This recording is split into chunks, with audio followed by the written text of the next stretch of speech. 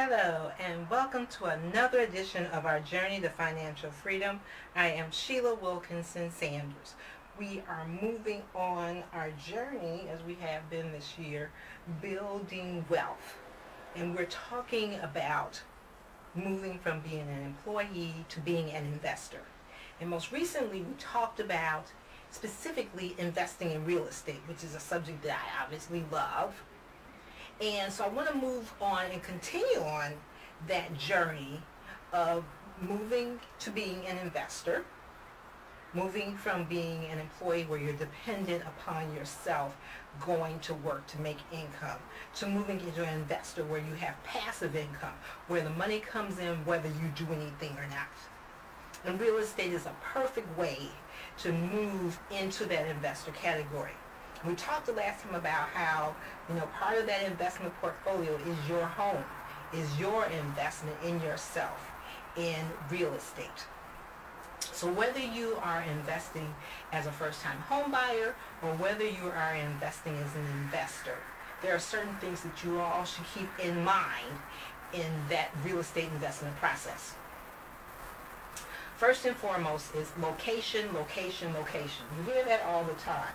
And it's really, really critical that you understand that it's important to buy in certain areas. And it depends on what your strategy is, where that location is. So if it's someplace that you're going to live, you will want someplace that is safe, someplace that has the amenities that you want, someplace where you have the neighbors that you desire. Whereas it's an investment property, it may be a totally different criteria. You may want to be where there are other tenants, where there's other renters, where renters are wanted and desired. Or it may be an area where you get higher rent than you would in other areas. If it's something that you're buying to rehab and sell, then you want to buy something with potential. Now, regardless of what your strategy is, you always want to be the worst house on the best block. Why? Because your value increases as your neighbor's value increases. So in that situation, you want to be somewhere where you have potential new neighbors who have the same strategy as you, which is to increase the value of their properties. Now, you probably are saying to yourself, well, everyone has that strategy, right? No. You may be in a neighborhood where all of the houses or all of the properties are rental properties. And in that situation where you have tenants, they really, in many cases, could care less about the value of the properties. So that's why it's very, very important that you do your research and you understand the locations of properties. Now, as I say with everything that I say to you, it's important to have a team of professionals to help you. And in real estate, that is just as true as with anything else. You need to have a knowledgeable real estate agent broker. Knowledgeable in real estate and knowledgeable in the niche that you're looking for. What I mean by niche, knowledgeable as a first-time home buyer, if that's what you are. Knowledgeable in investing in real estate, if that's who you are. Knowledgeable in the particular market that you're looking for. So if you're looking in a specific area, make sure that realtor knows that area that you're investing in. You want to have a really good real estate loan officer. A loan officer that understands your needs, has products that are useful to you, and can close the deal. So many times when you're getting a loan, you get interviewed by the loan officer. But I always tell my buyers, you should interview the loan officer. It should be the reverse. And you should interview multiple loan officers because they all have similar products and they have something a little unique. So you want to find out about the products they have. Do they have a product that is suited to you?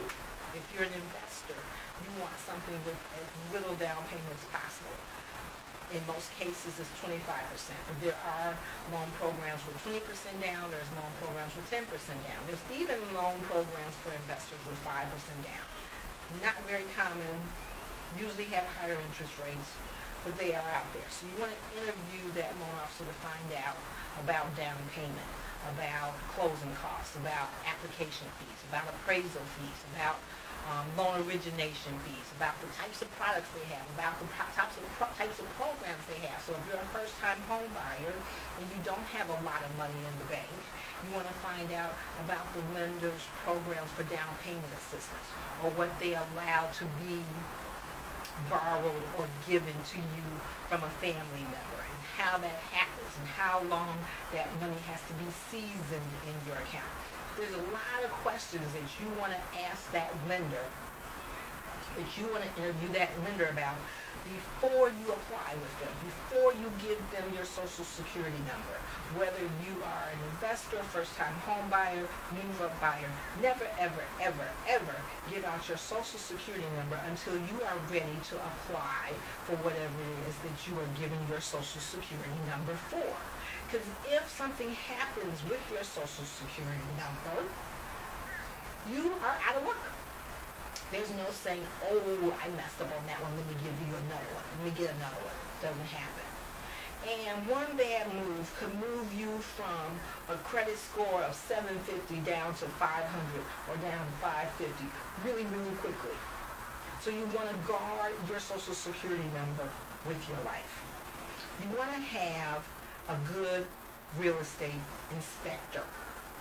I do real estate transactions all the time. I'm a general contractor, and I always have my plumber come in and my electrician come in and my HVAC guy come in before I do any project. But I still, on many occasions, get an inspection.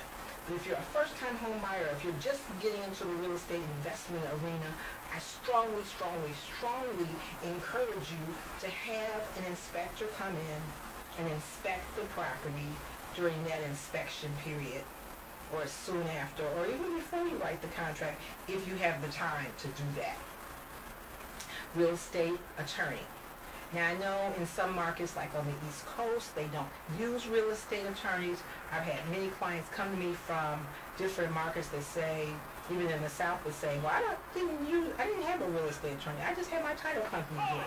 I always use a real estate attorney. I've done transactions in the South. I've done the transactions on the East Coast. And because I don't understand that market, because I don't understand those documents as well as I should or am capable of in a short period of time, it's worth it to me to pay a real estate attorney to look at my documents to make sure that my assets are safeguarded. So I want to encourage you to include a real estate attorney in your transaction as part of your team. Insurance agent. Start interviewing insurance agents now. Find out what type of products they have for homeowners insurance. Find out about home warranty companies and the products that they have to warrant your appliances, to warrant your fixtures, to warrant things like your furnace, hot water tank, electrical system, plumbing. It will save you tons of money down the road. Research is very, very important on location. Do not get upset with your real estate professional if you ask them about specific property and ask them about an area and they don't answer you. They cannot tell you to go into one area versus another area because it's called steering, and that's illegal. It's illegal. Imagine if you wanted to go into a certain area and an agent steered you away from that area because they didn't want you in that particular area. And that's why it's illegal to do that. So don't get upset and fire your realtor because they tell you that they can't tell you. So what I advise people to do whenever they're purchasing a property is to drive through that area at all times of day and night. I always advise my realtors when I have my office to stop driving on main streets and drive on side streets and drive through neighborhoods so you can find out about the neighborhoods, find out the types of people that are in the neighborhoods. Driving through there on a Saturday night will give you much more insight than driving through there at 12 o'clock noon when everybody's in school or at work. So drive through there, late at night, early in the morning, on the weekends, on weekdays. See what you see. Take heed and notice of empty lots, boarded up buildings, the care of the properties, the care of the lawns. Is the mail picked up? Is the garbage not left strewn all over the streets? That type of thing. What type of neighbors are in the neighborhood? do your research, become knowledgeable, be an educated consumer, an educated investor. And that's how you start to build your net worth, by understanding the investments that you invest in. And that goes for real estate, that goes for stocks, that goes for bonds, that goes for mutual funds, whatever it is that you invest in going forward. So as always, I hope this information has been useful to you. Remember to stay faithful. Remember to stay focused. Remember to stay committed. I'm Sheila Wilkinson-Sanders. Have a fabulous week, everyone.